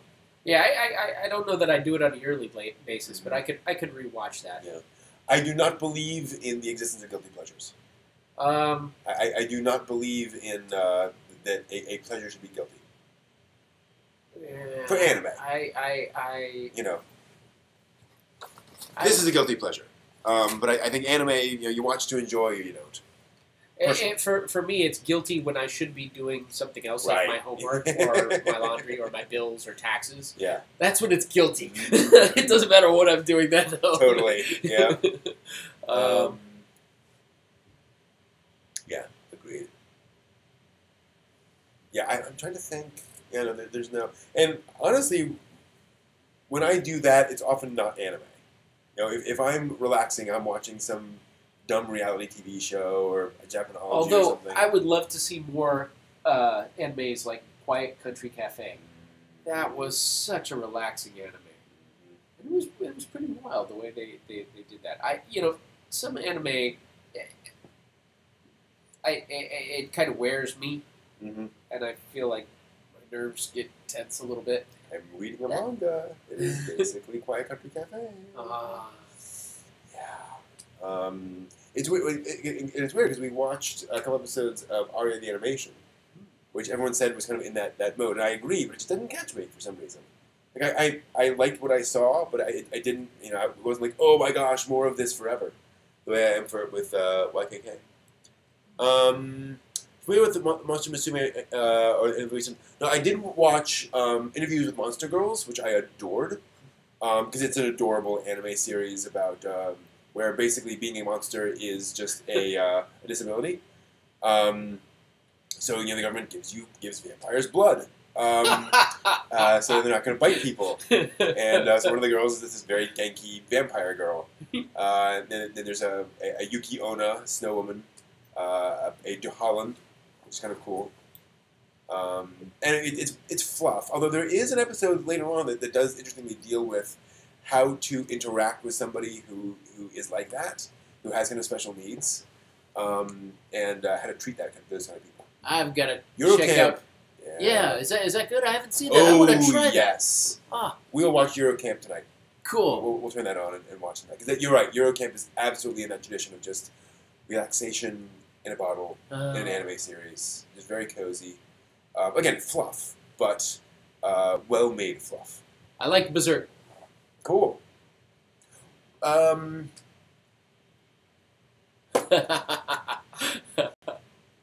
So, there was a series that I found Mhm. that tells Japanese folktales, ah, and it's like 100 episodes yeah. and stuff. Oh, and yeah. It's called something like traditional Japanese Yeah, folktales. yeah. Yeah. Folktales of Japan. I think. Folktales of Japan. Yeah. I've seen a few episodes of that, and it's great, but it's also like this is Yeah. gonna take a while. Yeah. Like, I don't know if I'm gonna get through it. I'm gonna have And to chew on that and for it's a so bit. weird watching an episodic anime series. Yeah. Where it's like, oh yeah, I can just stop. There's the episode's done. It's closure. Hey, thank you. Speaking of closure, see here. let's see.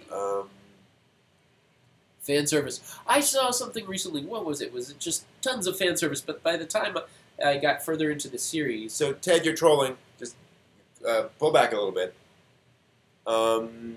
Yeah, well, Monster Musume, I believe, is the one that started as a hentai manga, and then he kind of went legit with it, and I could never get over that in my mind. I just couldn't get past that. So apparently, like fun show, but It's kind of weird. And apparently that was a kind of common reaction. People were like, this is just a little too edgy weird for my taste, but whatever. Let's see here. Control C. Control C, yeah, I want to see that. It is essentially a shonen series about the monetary system. It sounds really, really interesting. That's kind of wild. I like that. You cannot tell me Berserk isn't built on shock factor. I'm sorry. I've seen enough of Berserk to say that there are absolutely elements of Berserk that are there for shock factor. There's other stuff there, but there's absolutely shock factor in Berserk. But yeah, so getting back to the topic, I think it is interesting seeing this sort of monster girl subgenre become more and more popular. I think it's one of the reasons is kind of moe burnout in a sense. Backlash is that there's only so much you can do with the moe concept before you're just kind of retreading the same exact story over and over. So I think making monster moe works. Reinventing the and it gives you a twist, and you can go in other directions with that, and do stuff. Kashirin Sins, I think, was another dark one. Oh, I've heard that. Yeah, that was That's one of those sort of everything is the planet is dying. Yeah, totally. I would do a show on Char clones. I certainly could. Yeah. That'd be interesting. I kind of like to look into Char clones in media other than Gundam too, because I think that trope of the foreign villain, but who kind of has his own perspective. Char Interesting. Raznable? Is that his last name? Aznable. Aznable. Yes. Aznable. From Gundam. Spoiler for those watching Gundam the Origin. No, I'm not going to talk about that. Want to let folks know that things are just kind of a warning about Gundam the Origin. Chewing Gundam. Yuri? Yeah, fair enough. That'd be a good video. There's a thing on Char clones and what they are and why they are. The Gundam panel I'm doing tomorrow is going to be interesting because depending on the audience, I may shift the topic. Because the panel is why you should watch every Gundam ever. I will never do any other work. I will just sit for days and months and weeks and years. I titled the panel for that reaction because I want folks to laugh and then show up. Especially when you show the list of how many Gundams. The idea of the panel is to sort of explain why Gundam is popular, why it's the various themes of it. But often, everyone who comes to a Gundam panel are Gundam fans. So if that's true, I'm going to do a panel on the mythic structure of Gundam and how Gundam is telling sort of a modern hero's journey and is dealing with questions that modern youth need to grapple with that fairy tales generally do not. And I think one of the things is Char clones. I think the Char clone is the foreign threat. He is the other that is,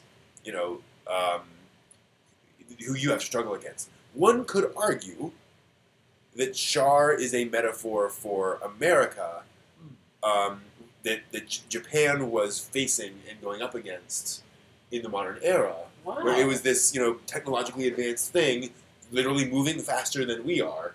But by struggling against it, you get better and better and better. That is an interesting approach. I like that. Possible. That is quite a metaphor. So we'll see. Of course, I had a professor who used to say, what's a metaphor? It's for keeping cows in. Yeah. That's an uncle joke. There we go. Crispin Yeah. Freeman. There's go Crispin Freeman for this one. May as well prep you for that marathon now. Oh, hey, Brad. Good to see you in the chat. Brad's another former co-host. And I mean, I wouldn't tell anyone to watch every Gundam ever. But it's definitely a franchise. I'd like to try that. That's a Mount Everest I'd like to try and climb. Yeah, totally. And I've got to build models while I'm doing it. Exactly. So here's the thing. There was a recent interview with a producer at Sunrise, and they asked him, how can fans best support Sunrise, financially? Oh. And he said, buy model kits. Really? Buy Gunpla. Really? But yeah, like that. He said that's just, it goes right to Bandai's bottom line. and they own us. And he didn't say that specifically. I use like my this. plastic to buy this plastic. There we go. Make more stuff. Yeah, exactly right. And it's kind of inspired by some of the stuff Crispin's talked about. But I'm kind of going to go off my own direction. Yeah, Crispin, and also he does. He has a whole course that he does on the mythology. I'd like to check that out at some point because he's really studied up. Man, he has a fantastic website if you're interested in voice acting, and he pretty much gives away the store. He's got so many episodes that if you listen to all the episodes, you can pretty much enter the VO business. VoiceActingMastery.com. Yeah, he is really fantastic. He really is. One of the good ones. It's still working. And still doing, here's the thing about Crispin Freeman. 10 years ago, he played a teenage boy. And you think where he is in his career, he would have moved on, but he's, he can still do those young characters. Freaking Kyon and Haruhi Suzumiya. Pretty darn cool. Yeah, totally. The merch is important, but it's the right kind of merch. That's the problem. Is that if you buy a Sailor Moon wand, that may be going to some random person who's just churning out plastic. It really kind of depends. Oh yeah, I've seen some work on Young Justice. I haven't seen Young Justice. Is it? Yeah. What's that about? Justice League. Okay. The younger group. So I think Robin and some of the others. Yeah, that's a great journey. So to give you an idea, that is an animated series that got canceled, and then was so popular they started doing a new season of it. I like things like that. So that was like really cool. Futurama. Least favorite genres. I'm not a big vampire fan. I don't know. I just I don't know. For some reason, I guess I felt like it got overkill at some point. Mm-hmm. I mean, I like old Bela Lugosi stuff, but I that's like film, and I don't know. I just felt it was like overplayed at some point. Yeah. I generally don't get too excited about like the straight harem series where it's like modern time, no twist, just a boy surrounded by cute girls or vice versa. Like you gotta have something there. It's frustrating. I don't get any closure. Exactly. I want closure. We're talking about this seal actually. The deal. This week we're talking about this where harem used to be a label on top. So Tenchi Muyo is a space fantasy action series with a harem. Harem aspects. Yeah. Love Hina is a romantic comedy with a harem. Yeah, I love Love Hina. That was fun. I forgot to say, I like the opening for Love Hina. Oh yeah, totally. But now harem has become kind of the entire genre, or the entire concept, and that's where I kind of lose interest. It doesn't hold as much excitement as far as the story, the plot, the narrative at that point. Yeah. Although School Rumble. That was a fun one. Just kind of following people's stories. Yeah. A slice of life stuff is kind of fun. I like that. Totally. I haven't seen too many slice of lifes that I didn't like. Yeah. It's hard to come up with ones that I don't like. Totally. I'm not too wild into the occult stuff. Mm-hmm. I like weird, but I don't like occult. Yeah, it depends on the occult stuff. I think sometimes the occult stuff, like, it's like they try to be true to the occult. Like, they try to be heavily researched, and I'm like, actually, I don't care. Like, to me, like, you're going down a path that's just like... But it's weird because I see a lot of anime use stuff from Kabbalah, like tree, and like Neon Genesis and Evangelion is going to have all the stuff like that. And sometimes they'll take things from other cultures and history and like give them a little bit of a shift or a different perspective. It's kind of neat to see those things because then I'm like, I know that's something, and then I'll go and research it, and that's always fun. Yeah, totally. Doom Megalopolis was an OVA from the 90s that is incomprehensible unless you have like a huge grasp of like Japanese culture and history and so forth. And even, I say even me, even if you have done a lot of research, it's still kind of incomprehensible because of the depth you need to know. But there's stuff like in there about like weird aspects of mysticism and so forth that the author was explicitly putting in there because he's like, I really love like there's this weird Japanese geomancy that was popular for a hot second, and so I'm going to work that into this thing so people will know about it. That's kind of cool. I like seeing science fiction anime. I really science do fiction's that like stuff. high on for me. What's weird is there was a thing about blood types being related to a Right. personality type. I was like, And that's a that common thing in sounds Japan. Like so that is but I mean, that's it's been there their for a thing. long time. And yeah, it's that. And I'm the same way where I'm like, but whatever.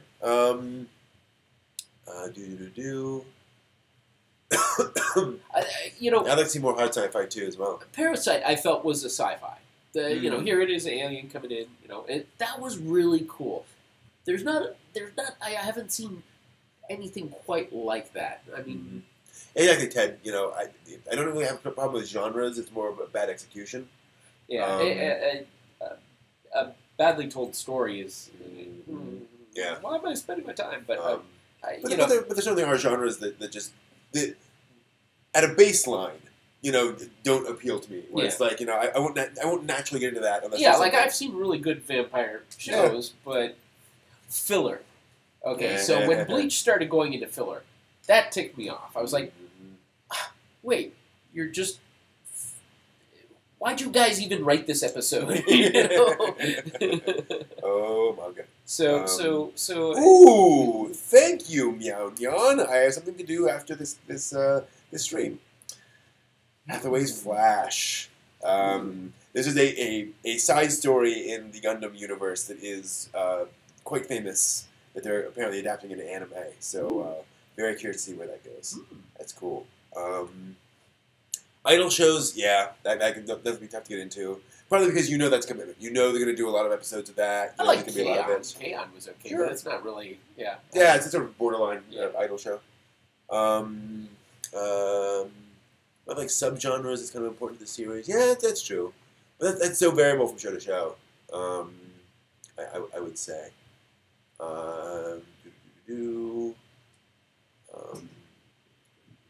Yeah, that's a tough one. We've been going for 2 hours, and my throat's starting to close out. I need to grab my luggage. Yeah, so this has been awesome. Thank you all so Yeah. much. We'll be back next week with another anime. I say we. Hopefully I will. Yeah, hopefully. I'll be back. Hopefully, everyone here, and we will see how that goes. And yeah. Sorry, guys. Wish we could go longer, but the body can only do so much. So we'll be back. No anime club tomorrow because I'll be at the convention. But yeah, thank you all very much, and we'll be doing this again next week and for many more weeks to come. Thank you all very much. Take care. Have a good week. Enjoy.